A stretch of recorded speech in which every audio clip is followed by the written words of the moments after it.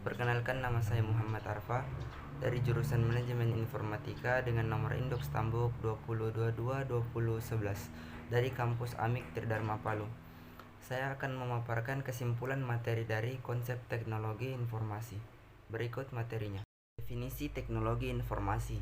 Teknologi informasi dilihat dari kata penyusunnya terdiri dari dua kata, yaitu teknologi dan informasi. Ada beberapa definisi teknologi, yaitu yang pertama, penerapan keilmuan yang mempelajari dan mengembangkan kemampuan dari suatu rekayasa dengan langkah dan teknik tertentu dalam suatu bidang. Yang kedua, aplikasi ilmu dan engineering untuk mengembangkan mesin dan prosedur agar memperluas dan memperbaiki kondisi manusia, atau paling tidak memperbaiki efisiensi manusia pada beberapa aspek.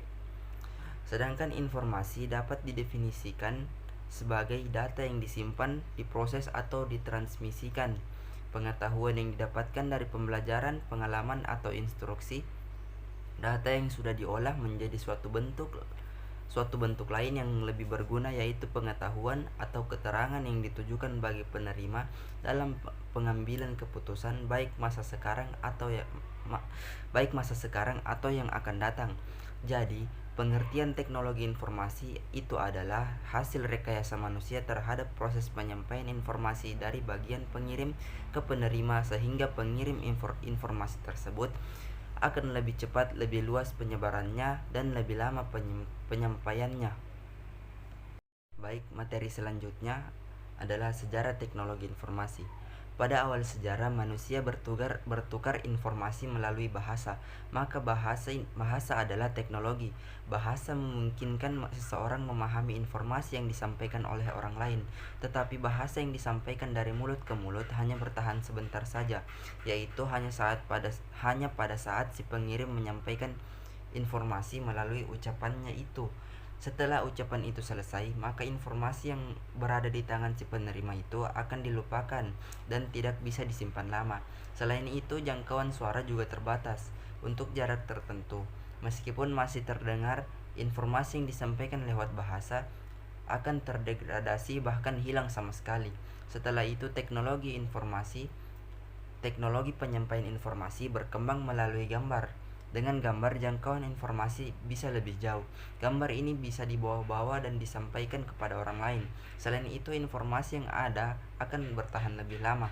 Beberapa gambar peninggalan zaman purba masih ada sampai sekarang, sehingga manusia sekarang dapat mencoba memahami informasi yang ingin disampaikan pembuatnya.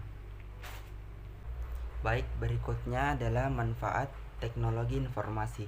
Manfaat teknologi informasi banyak sekali yang sudah dinikmati oleh umat manusia, seperti dalam perusahaan, dunia bisnis, sektor perbankan, pendidikan, dan kesehatan, yang dapat membantu manusia dalam melakukan aktivitasnya dan tentunya meningkatkan kualitas hidupnya. Materi berikutnya adalah dampak positif dan negatif teknologi informasi.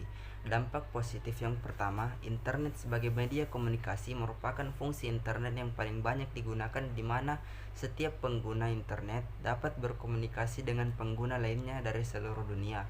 Yang kedua, media pertukaran data dengan menggunakan email, newsgroup, FTP, dan World Wide Web. Jaringan situs-situs web, para pengguna internet di seluruh dunia dapat saling bertukar informasi dengan cepat dan murah. Yang ketiga, media untuk mencari informasi atau data perkembangan internet yang pesat menjadikan www sebagai salah satu sumber informasi yang penting dan akurat. Yang keempat, kemudahan memperoleh informasi yang ada di internet sehingga manusia tahu apa saja yang terjadi. Yang kelima, bisa digunakan sebagai lahan informasi untuk bidang pendidikan, kebudayaan, dan lain-lain. Yang keenam, kemudahan bertransaksi dan berbisnis dalam bidang perdagangan sehingga tidak perlu menuju ke tempat penawaran atau penjualan. Kemudian dampak negatif. Yang pertama, pornografi. Anggapan yang mengatakan bahwa internet identik dengan pornografi memang tidak salah. Dengan kemampuan penyampaian informasi yang dimiliki internet, pornografi pun merajalela. Untuk mengantisipasi hal ini, para produsen browser melengkapi program mereka dengan kemampuan untuk memilih jenis homepage yang dapat diakses di internet. Terdapat gambar-gambar pornografi dan kekerasan yang bisa mengakibatkan dorongan kepada seseorang untuk bertindak kriminal. Kekejaman dan kesadisan juga banyak ditampilkan karena segi bisnis dan isi pada dunia internet tidak terbatas. Maka pemilik situs menggunakan segala macam cara agar dapat menjual situs mereka. Salah satu dengan menampilkan hal-hal yang bersifat tabu. Yang ketiga, penipuan. Hal ini memang merajalela di bidang manapun. Internet pun tidak luput dari serangan penipu.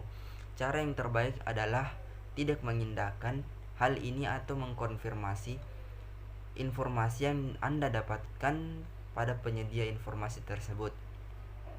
Yang keempat, carding karena sifatnya real time, langsung. Cara belanja dengan menggunakan kartu kredit adalah cara yang paling banyak digunakan dalam dunia internet. Para penjahat internet pun paling banyak melakukan kejahatan dalam bidang ini. Yang kelima, perjudian. Dampak lainnya adalah meluasnya perjudian. Dengan jaringan yang tersedia, para penjudi tidak perlu pergi ke tempat khusus untuk memenuhi keinginannya.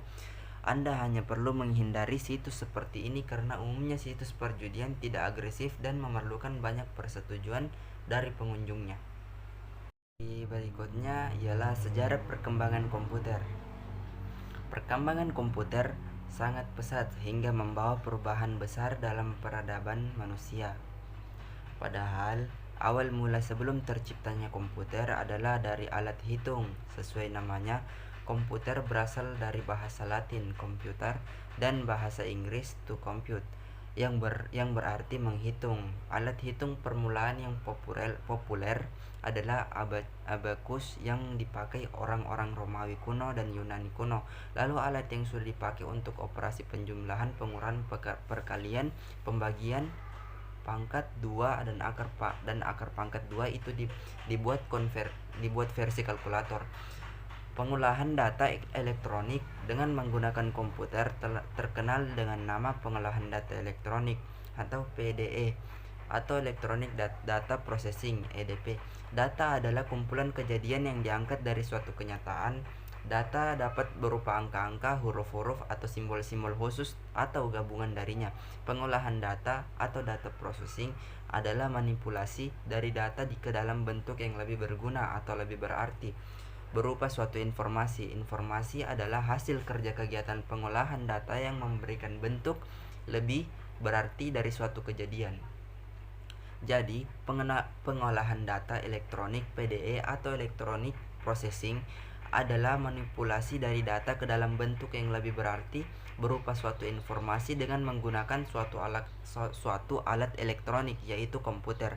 Pengolahan data pada komputer ada beberapa. Yang pertama, pengumpulan data, pengubahan data, penyimpanan data, pembuatan dokumen. Dalam komputer ada yang namanya hardware atau dalam bahasa Indonesia disebut juga perangkat keras. Adalah salah satu komponen dari sebuah komputer yang sifat alatnya bisa dilihat dan diraba secara langsung atau berbentuk nyata yang berfungsi untuk mendukung proses komputerisasi. Hardware harus menyediakan 5 fungsi. Yang pertama, input device unit masukan, 2 process device unit pemrosesan, 3 output device unit keluaran, 4 backing storage unit penyimpanan, yang kelima peripheral unit tambahan. Terima kasih, sekian dari saya. Assalamualaikum warahmatullahi wabarakatuh.